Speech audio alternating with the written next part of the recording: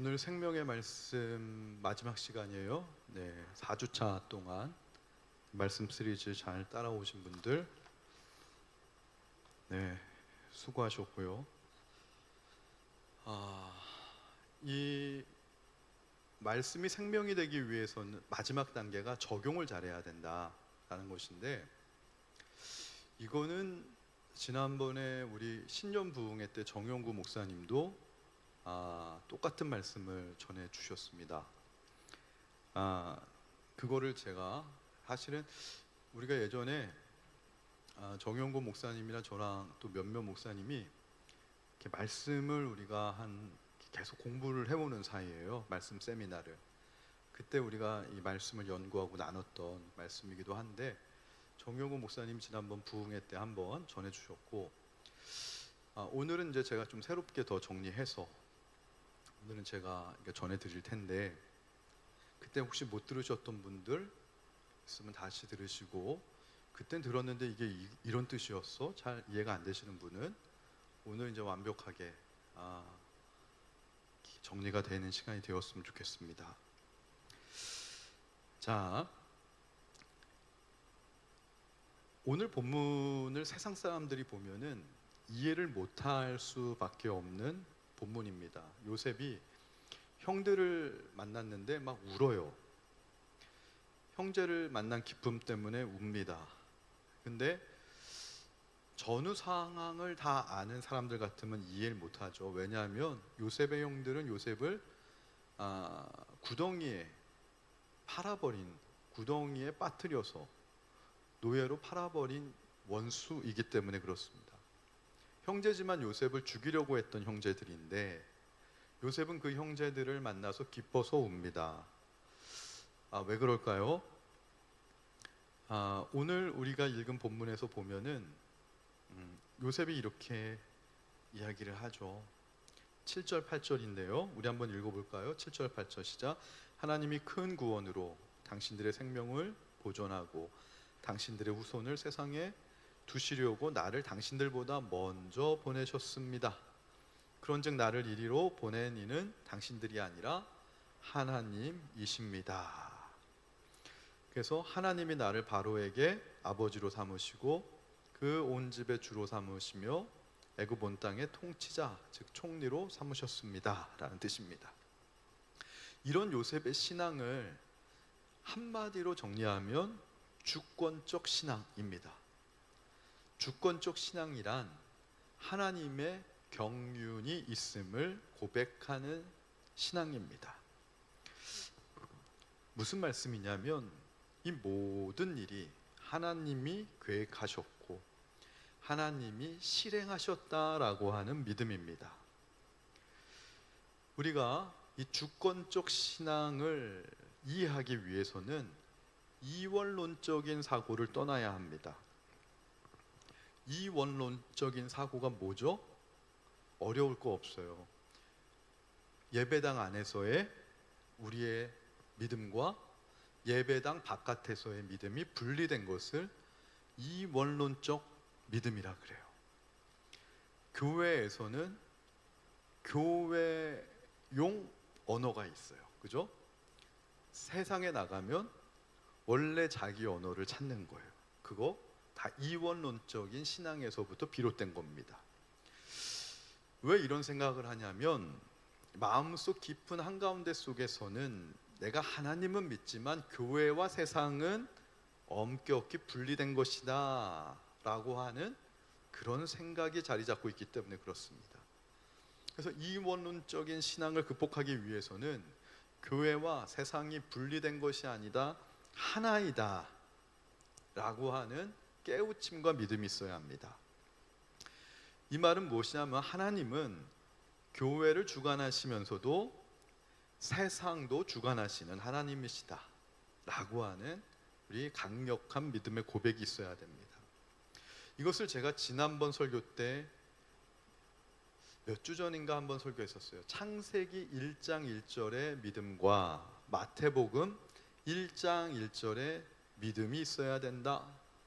이게 교회와 세상이 따로따로 떨어진 게 아니라 따로 국밥이 아니다 하나다라고 하는 믿음이에요. 자, 먼저 창세기 1장 1절은 뭡니까? 태초에 하나님께서 천지를 창조하셨다. 이건 뭡니까? 이 세상이 하나님이 지으셨지만 하나님이 지으시고 하나님은 방관하시는 분이 아니라 하나님이 지으신 이 세상이 하나님의 질서에 의해서 움직이고 있다라고 하는 믿음입니다. 여러분 그거 믿으세요? 이 세상이 하나님의 질서대로 움직이고 있다는 것을 믿으시는 분? 네.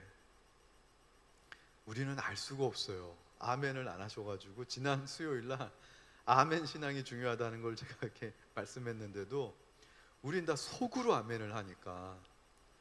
여러분 지난번에요 제가 깜짝 놀랐는데 수요일날 우리 설교 오셨던 우리 목사님들 중에 한 분이 저한테 그런 얘기를 해요. 자기가 설교하면 어디 설교하러 가면 안 눌리는데 말레이시아 한인교회 수요 예배 설교하러 왔다가 15분 동안 눌렸대요. 여러분들이 하도 반응은 안 하고 속이 깊으셔가지고 15분 동안 그냥 얼어붙었다라는 거예요, 자기가.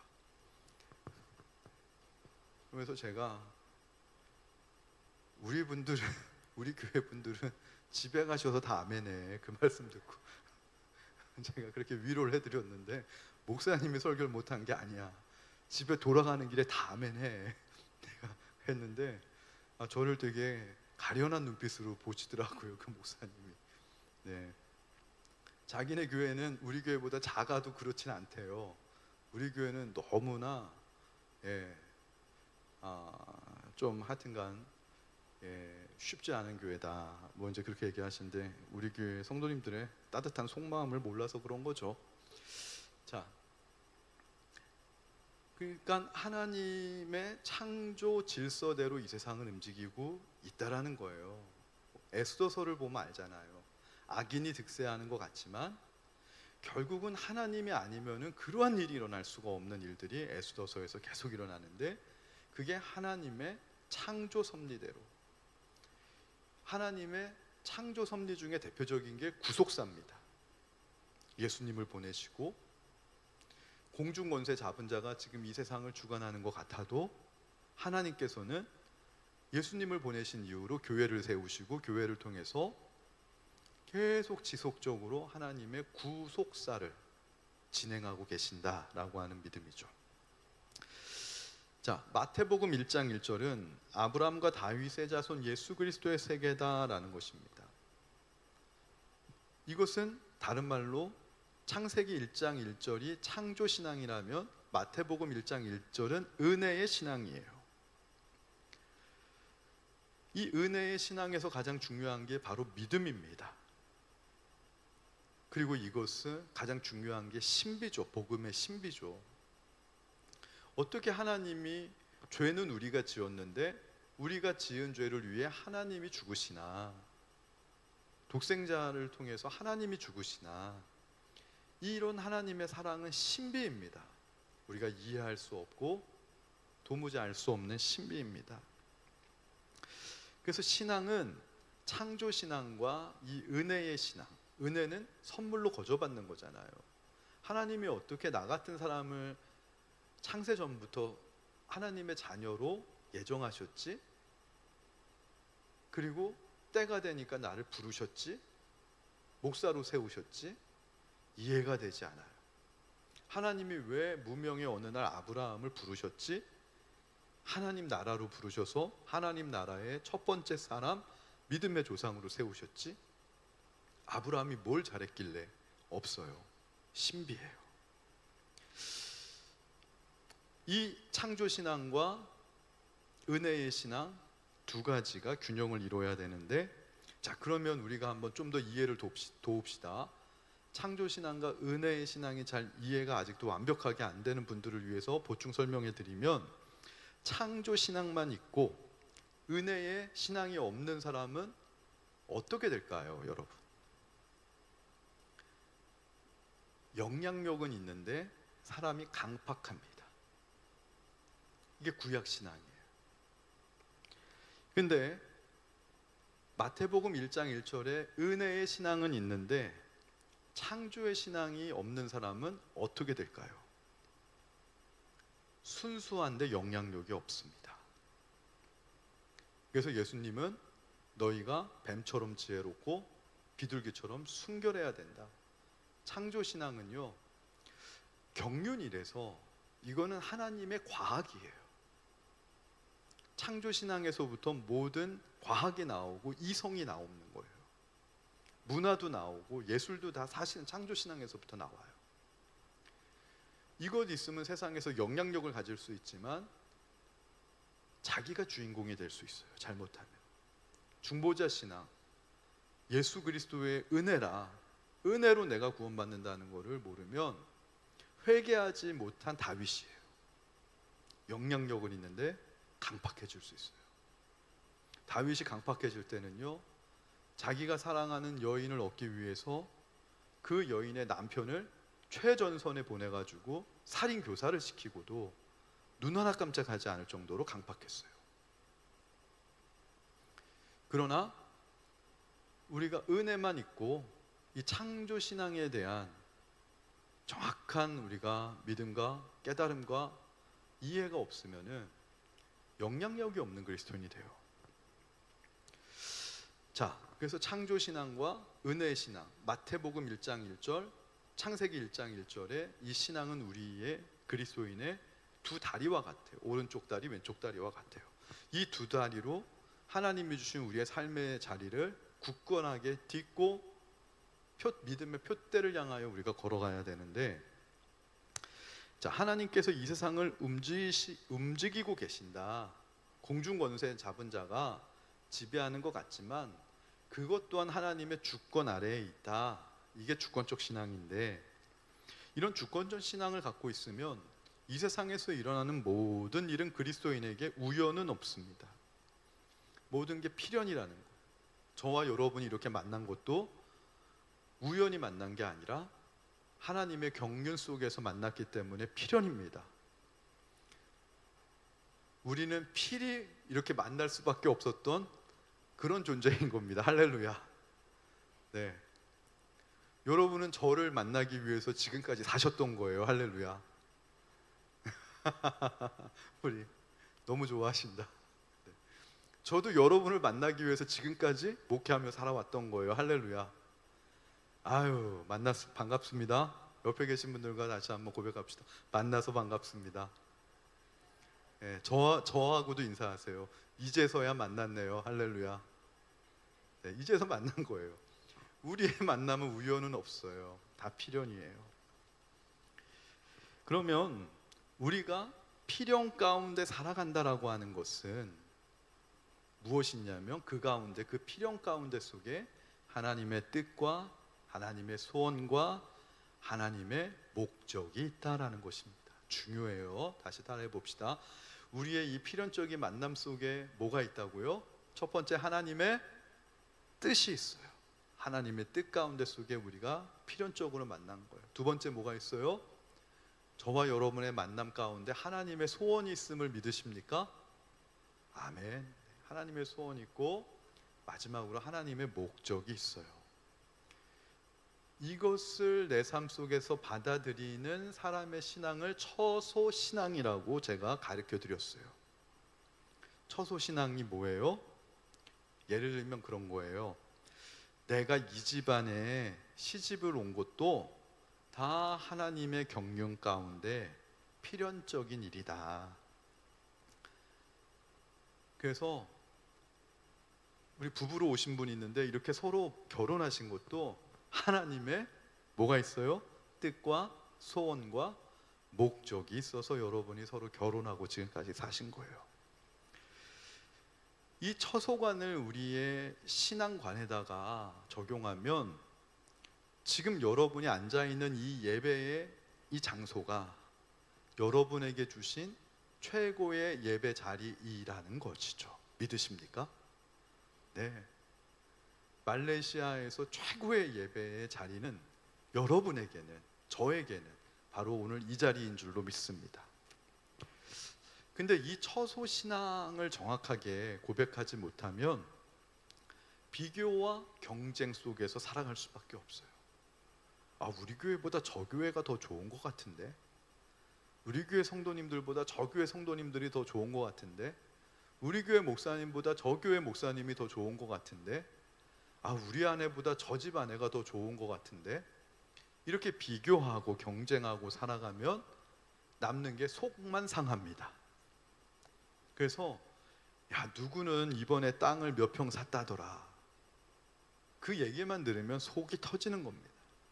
계속 비교하고 경쟁하는 것, 이게 죄성을 가진 인간의 본성이긴 하지만 그 인간의 죄의 자리를 극복할 수 있는 게 바로 하나님의 주권적 신앙을 고백하는 거예요. 그래서 우리가 살아가면서 만나는 이 사람도 필연이고요, 운이 없어서, 재수가 없어서 내가 저 사람을 만났다라고 하는 건 하나님의 주권적 신앙을 이해하지 못하는 거예요. 아직도 어떤 만남도 다 필연이라는 거예요.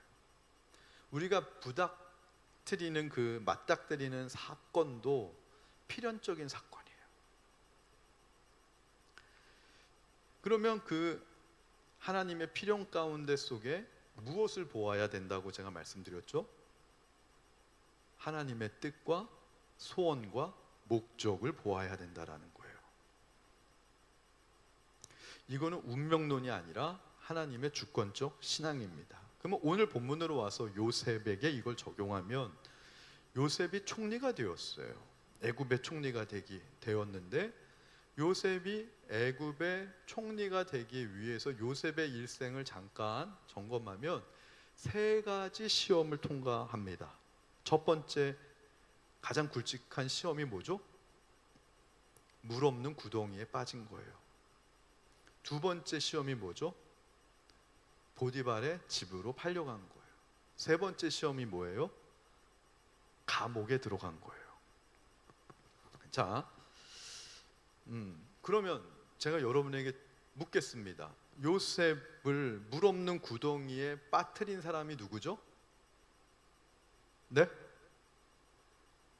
요셉의 형제들이에요? 그럼 아직도 하나님의 주권적 신앙을 이해하지 못하는 거예요. 누구라고요? 좀 더 크게. 아멘. 나는 아멘 잘하는데. 이렇게 하나님이에요. 요셉을 인간적으로는, 현상적으로는 요셉의 형제들이지만 그 형제들을 도구로 사용하신 분이 누구라고요? 하나님. 아멘.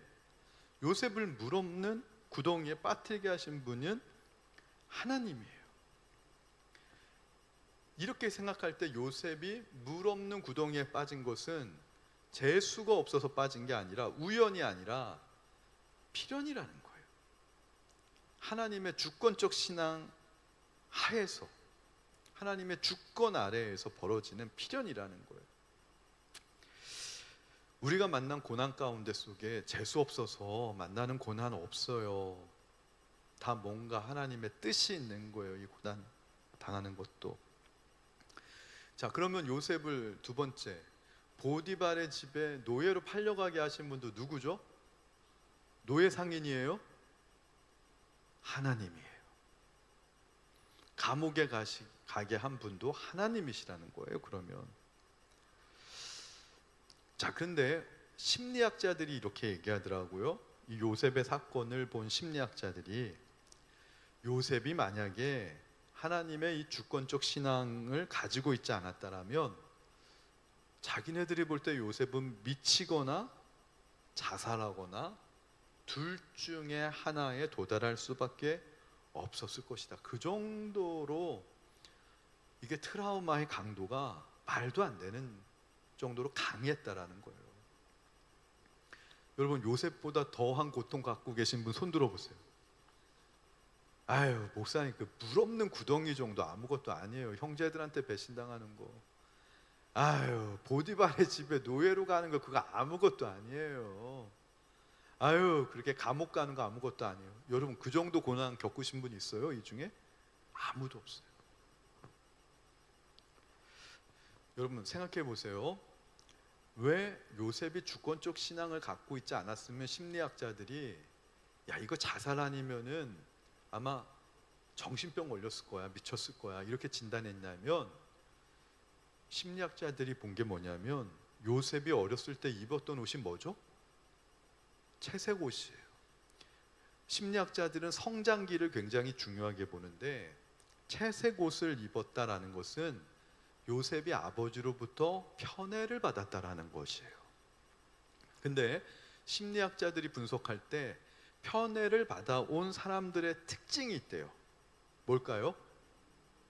자기 중심적 세계관이라는 거예요.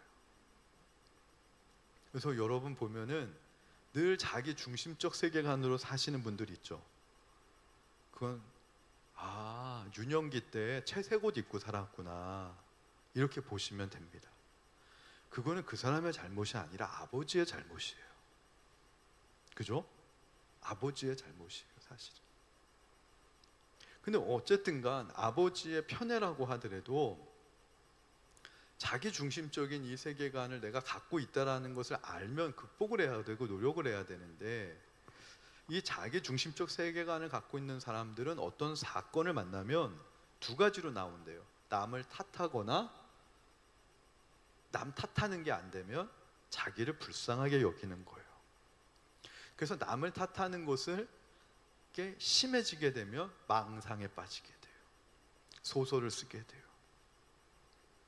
근데 그것이 막혀버리면 자기의 동굴 속으로 숨어버리는데, 그걸 자기 연민이라 불러요. 망상 아니면 연민으로 가는 거예요. 왜 그러냐면 자기 중심적 세계관에서 살아온 사람에게 인생의 주인공은 늘 자기이기 때문에 그래요. 세상은 나이를 먹었는데도 나를 중심으로 해서 돌아간다 생각하는 거예요. 근데 이 채색 옷을 입고 살았던 이 요셉이 어느 날 갑자기 형제들에게 왕따를 당하고 죽음에 대한 위협을 받습니다. 요즘 아이들이 친구들한테 왕따만 당해도 자살하는 아이들이 있는데, 친구가 아니라 자기의 혈육인 형제들한테 왕따를 당한 거예요. 1차 관계가 무너진 거예요. 사람의 사회성을 지탱하는 1차 관계, 혈연의 관계가 무너진 거예요.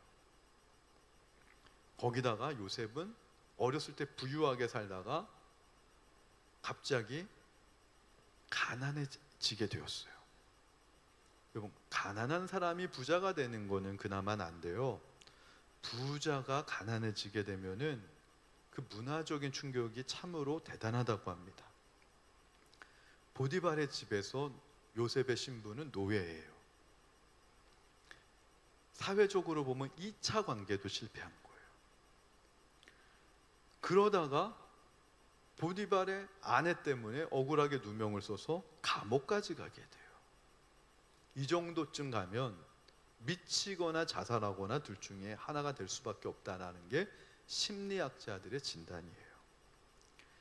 근데 요셉은 감옥에서 역전이 일어납니다. 3차 관계, 하나님과의 관계가 그 속에서 새롭게 눈뜨게 됩니다. 요셉이 이 세 가지의 엄청난 고난을 잘 통과할 수 있었던 것은 요셉이 하나님에 대한 주권적 신앙이 있었기 때문이라는 거예요. 자, 그렇다면 요셉은 이 하나님의 주권적 신앙을 머리로만 갖고 있었던 게 아니라 자신의 삶에 잘 적용한 거예요. 자, 말씀 4번째 시간인데요, 말씀 시리즈.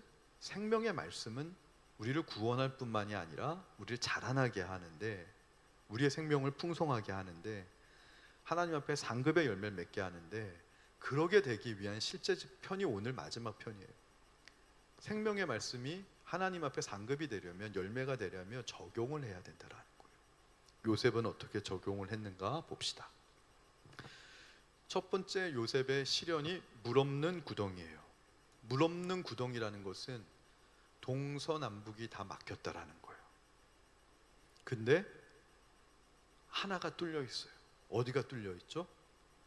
하늘이 뚫려 있어요. 요셉은 이걸 이렇게 해석합니다. 동서남북이 막혀서 내가 인간관계가 무너졌어요. 나를 도와줄 자가 없어요. 인간관계 끊어진 거예요. 내 힘으로 누굴 만나서 뭘 해볼 수도 없어요. 날 도와줄 자도 없어요. 그런데 하늘이 뚫렸다는 것은 하나님한테 기도하라는 거구나. 이게 요셉의 말씀에 대한 적용이었어요. 말씀은 생명인데 하나님이 나한테 하지, 물 없는 구덩이에 빠져서 내가 아무것도 할 수 없는 것 같지만 하나님은 나한테 아직 생명을 붙여주셨지. 이 생명이 말씀으로 오신 하나님이 주신 생명인데, 이 생명 가지고 내가 할 수 있는 게 뭐지? 하늘이 뚫렸네? 하나님 보고 기도해야 되겠다. 기도할 때 요셉은 용서를 배우게 됩니다. 형제들을 기도하다 보니 하나님을 만나고 하나님이 주신 마음을 만나니 형제들을 용서하게 되는 거예요. 요셉이 사실 로버트가 아니죠. 형제들이 한 행동을 생각하면 마음에 응어리가 남아 있었겠죠. 그런데 하나님이 주신 자리라고 생각하고, 물 없는 구덩이도 여기도 하나님이 내게 주신 자리지. 왜? 우연은 없고 필연이니까. 이 내게 물 없는 구덩이를 주신 이유는 채색 옷 입을 때는 기도 안 해도 살 수 있어요. 예쁨 받을 수 있고, 내가 원하는 거 아버지가 다 사주는데, 내가 원하면 아버지가 다 보내주시는데, 놀이공원도 보내주시고. 아버지가 없어요. 기도하라고 보내신 거구나. 하염없이 기도했을 겁니다. 그게 적용이에요. 하나님 지금 나한테 생명 주셨는데, 이 말씀인 생명 가지고 내가 할 수 있는 게 뭐지? 기도예요. 그래서 요셉이 생명의 말씀을 물 없는 구덩이에서 자신에게 적용한 게 기도인데, 기도하니까 용서라고 하는 열매가 나온 거예요. 믿으시면 아멘 하시기 바랍니다. 자, 보디발의 집에서는 요셉이 어떻게 적용을 했나 살펴볼까요? 보디발의 집에서도 요셉은 마음의 중심이 있는 다윗과 같으니까, 여기서도 여길 보내신 하나님의 뜻과 소원과 목적이 뭘까? 생각해보니 성실하게 일하는 것이었어요. 그래서 요셉은 보디발의 마당을 쓸어도 보디발 앞에서 쓰는 게 아니라 하나님 앞에서 쓰는 것처럼 보디발의 마당을 쓸었습니다. 최선을 다해서 종노릇하는 거예요. 성실하게 하나님 앞에서 마당을 쓸었더니 그게 어떤 열매가 맺혀지게 되냐면 충성이라고 하는 열매를 맺게 된 거예요. 그 충성이라고 하는 열매가 언제 꽃 피우냐면 나중에 총리가 될 때 꽃 피우게 됩니다. 그래서 바로 왕이 이렇게 숨은 인재가 어딨냐, 요셉을 발견하고 요셉에게 더 큰 권한을 준 것이죠. 애굽을 다 다스리게끔 맡겼다라고 하잖아요. 오늘 하나님이 나를 바로에게 아버지로 삼으시고, 이 말이 뭐예요? 바로 왕이 요셉을 아버지처럼 섬겼다라는 건 진짜 아버지가 아니라 그만큼 요셉을 인정하고 존귀하게 여기고 모든 권한을 요셉에게 일임했다라는 거. 왜요? 요셉은 보디발의 집에서 충성이라고 하는 열매를 맺었기 때문에 가능한 거예요. 만약에 요셉이 충성의 시험에서 무너졌다라면 요셉이 총리가 되고 난 후에 충성스럽게 일하는 게 아니라 게으르고 더 악해졌을 것입니다. 에스더서에서 하만이 아하수에로 왕의 제2인자 총리가 됐는데 그가 게으르고 악했잖아요. 요셉을 하만과 같은 총리가 되지 않게 하기 위해서 하나님의 입장에선 요셉이 보디발의 집에 앞마당을 쓰는 것은 필연이었던 거예요.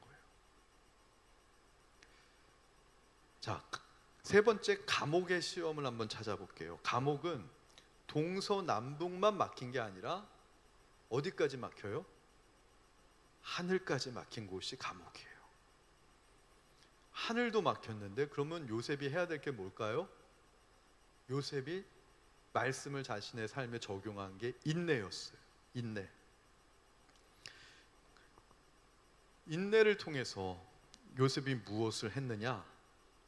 사실 요셉이 감옥에 갇힌 시간을 성서학자들이 연구해 보니까 2년이라 그래요. 거의 2년 동안 감옥에 갇혔어요.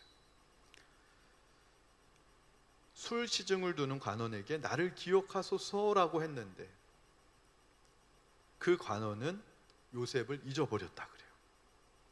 만 2년 동안 요셉이 인내를 하고 난 후에 총리가 됐는데 하나님 앞에 참 이 요셉이 형제들을 이제 만나게 됐을 때 인내의 열매가 감옥에서 인내를 나에게 적용했더니만 맺혀지는 열매가 나오는데 형제들에게 하나님이 나를 당신들보다 앞서 애굽으로 보내신 겁니다. 인생의 말의 주어가 달라졌어요.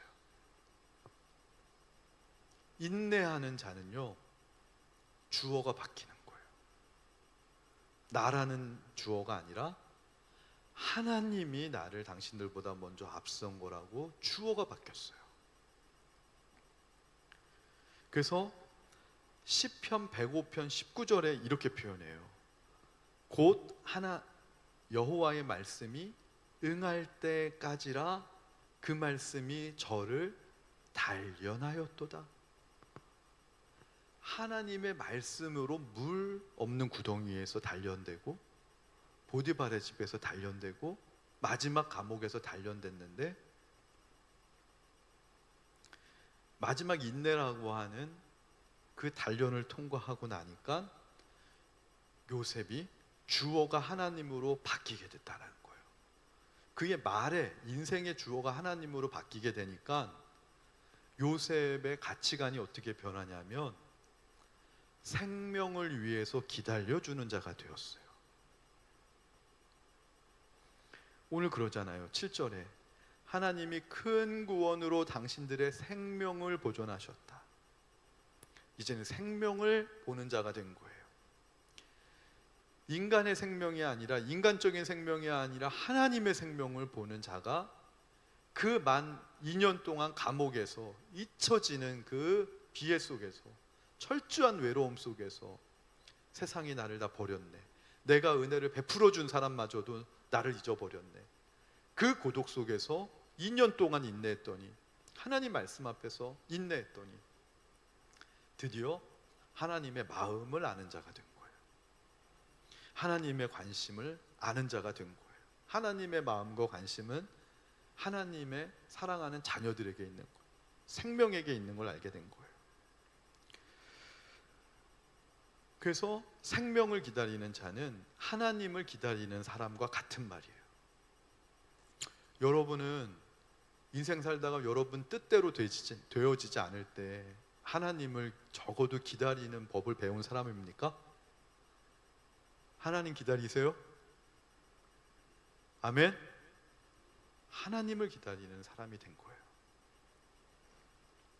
그래서 요셉이 총리가 되고 나서 생명을 죽이는 총리가 아니라 생명을 살리는 총리가 되고 내일 모르드게가 에스더서에서 내일 아침 설교 때도 준비했지만 생명을 살리는 총리가 되는 거예요.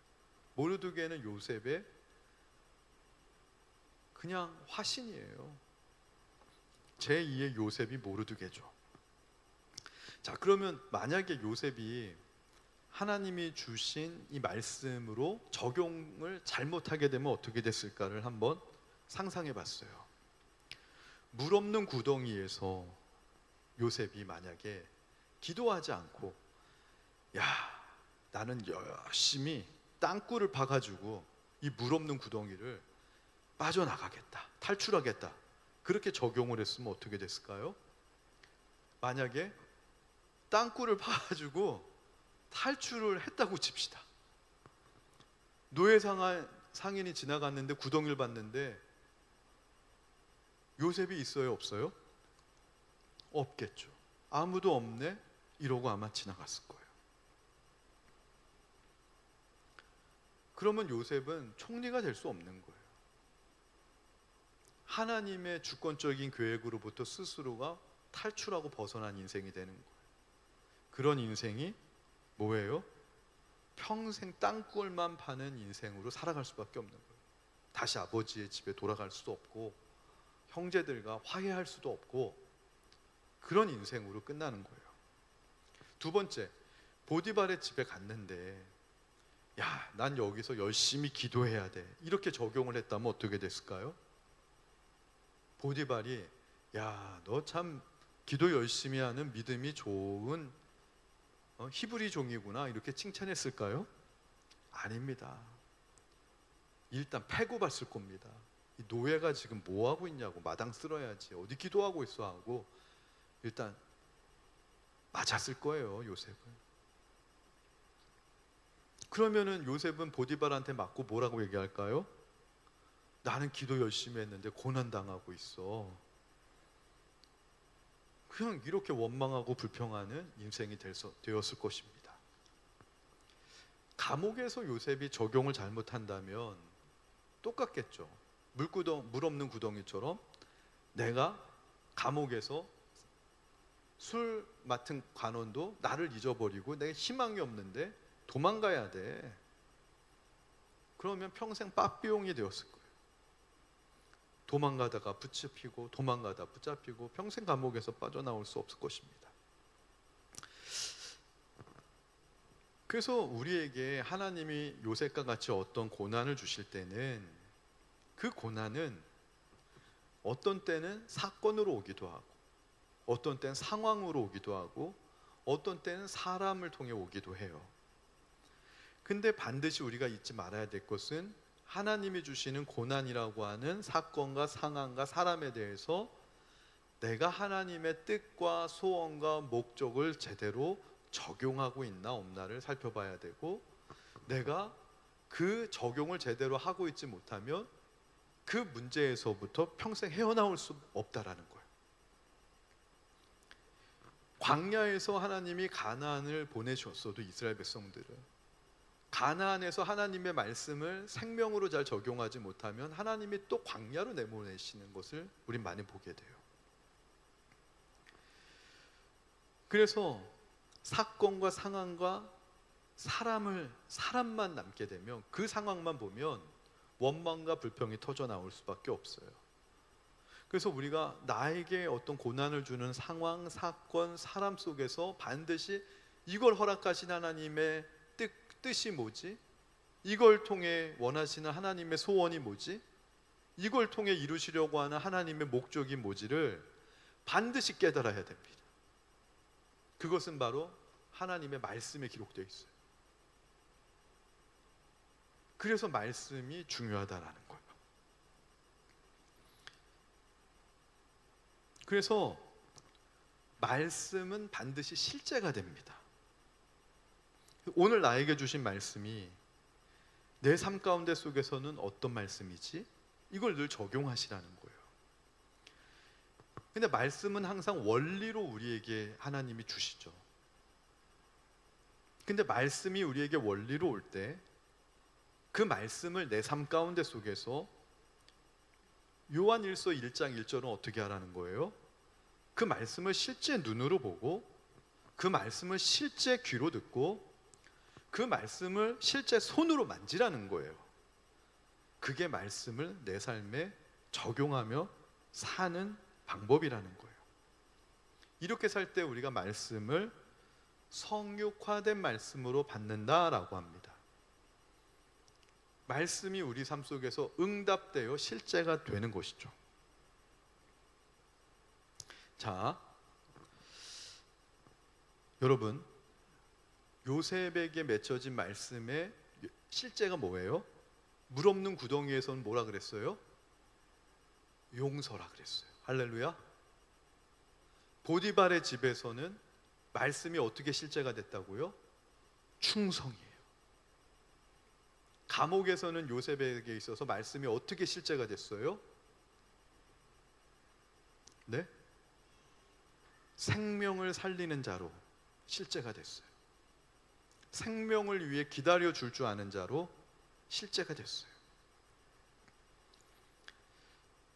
자, 봅시다. 이를 위해서 요셉은 다시 정리해 드려요. 물 없는 구덩이에서 말씀을 뭘로 적용을 했어요? 기도로 적용했더니 어떤 실제가 나왔어요? 말씀이 용서로 실제가 되어서 나왔어요. 믿어지시고 이해가 되시면 아멘 하시기 바라요. 보디발의 집에서 요셉이 말씀을 뭘로 적용을 했어요? 성실함으로 적용했더니 충성이라는 열매, 충성이라는 실제로, 이게 요셉의 인격이 된 거예요. 삶이 된 거예요. 세 번째, 감옥에서 요셉은 뭘로 말씀을 적용했어요? 인내로 적용했더니만 말씀이 어떻게 요셉에게 실제가 됐어요? 생명을 기다려 줄 줄 알고 살리는 자로 실제가 됐다라는 거예요. 근데 재밌는 건 이 모든 말씀의 적용점이 거창하고 아주 큰 부분에서 이루어지는 것이 아니라 아주 사소한 부분, 아주 작은 부분 속에서 하나님은 말씀을 적용하게 하신다라는 거예요.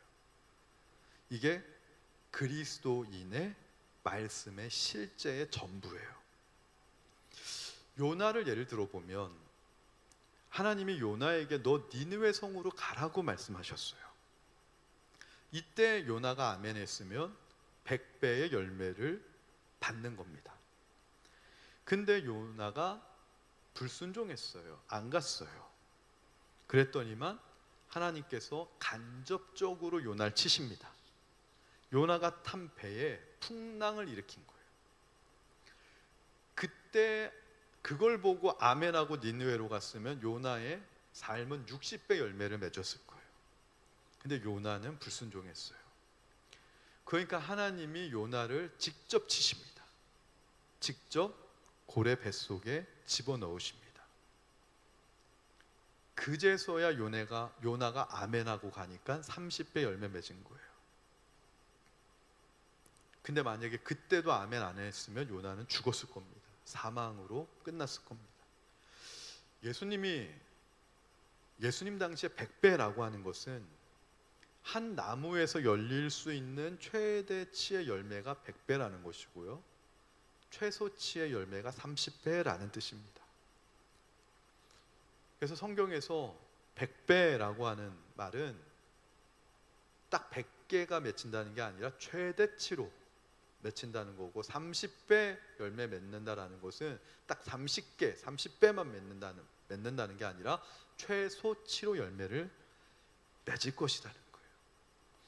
여러분, 이왕 우리가 하나님 믿고 말씀을 순종하고 살아가는데 최대치로 열매 맺는 삶을 살고 싶습니까? 최소치로 열매 맺는 삶을 살고 싶습니까? 어떤 분들은 이게 최대치 최소치라고 하는 영적인 의미가 있는지도 모르고, 야 30배만 해도 많은 거 아니야, 30배만 돼도 충분하지 하는데, 그렇지 않아요. 최소치라는 거예요. 말씀을 정리합니다. 우리가 말씀에 대해서 지난 시간처럼 아멘으로 받아야 신앙화가 된다고 했는데, 아멘으로 받고 실제 삶 속에서 생활화, 말씀대로 살고 그 다음에 적용해야 되는데, 그걸 적용하지 않게 되면 하나님은 어떻게 하실까요? 일단 저와 여러분이 하나님과 생명의 관계를 맺은 자녀라면 하나님은 우리의 삶 속에서 하나님의 뜻과 소원과 목적을 이루시기 위해서 계속 물 없는 구덩이를 주시고, 계속 보디발의 집을 주시고, 계속 감옥을 주실 거예요. 하나님의 뜻과 소원과 목적을 이루시기 위한 사건들을 계속 주시는 거예요. 빨리 아멘할수록 100배 열매 맺는 것이고, 끝에 가서 아멘하면 30배 열매 맺는 것인데, 끝까지도 아멘 안 하면 사망의 열매를 맺는 거예요. 생명의 말씀을 사망의 지식의 말씀으로 바꾸어 버릴 수도 있는 게 바로 우리의 자유의지라는 거예요. 오늘 필요한 것은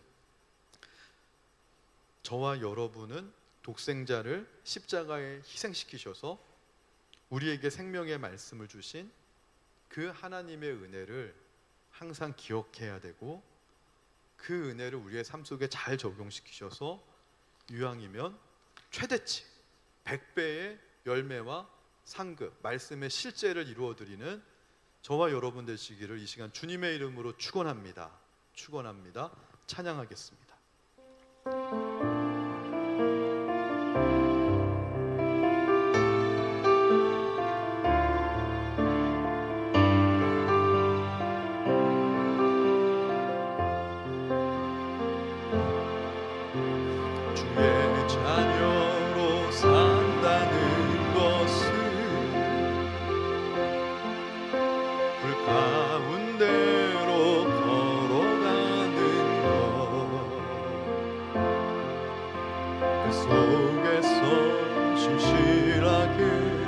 날 지키시는 그 손길을 경험하는 것,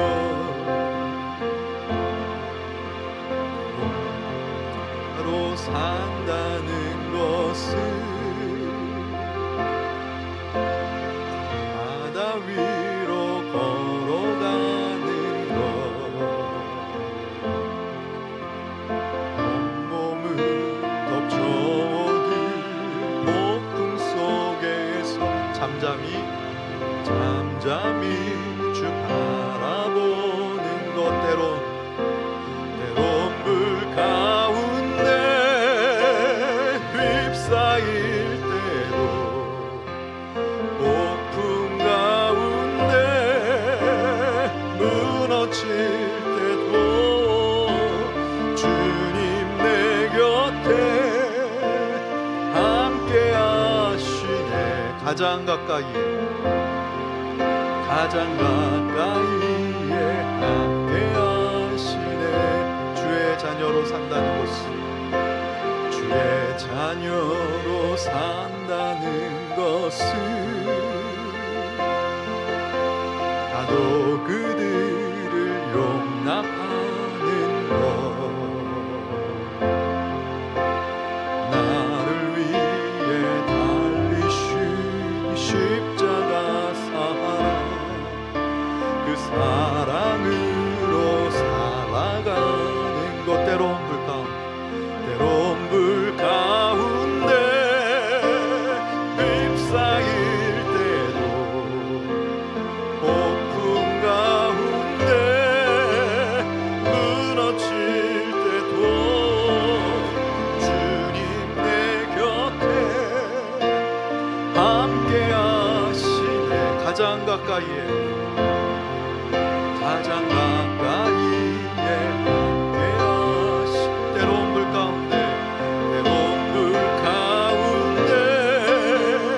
휩싸일 때도,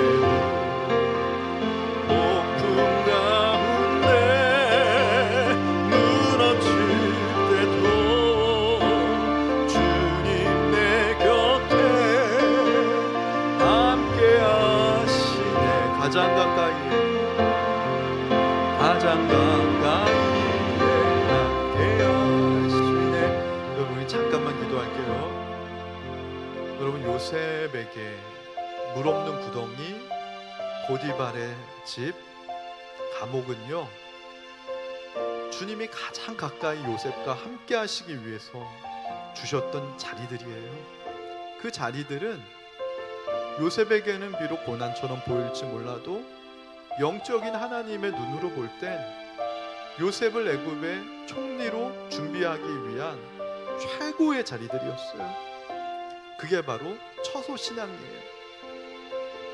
내가 지금 평안하게 예배드리는 이 자리만 나에게 은혜롭고 최고의 자리가 아니라, 내가 지금 만나고 있는 이 고난의 자리, 이 시련의 자리도 하나님 나를 위한 최적의 자리고 최고의 자리다.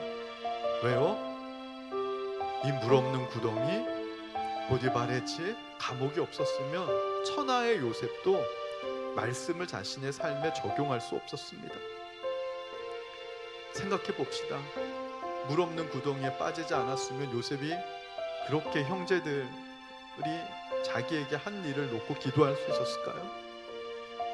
형제들을 용서하는 말씀의 실제 열매를 맺을 수 있었을까요?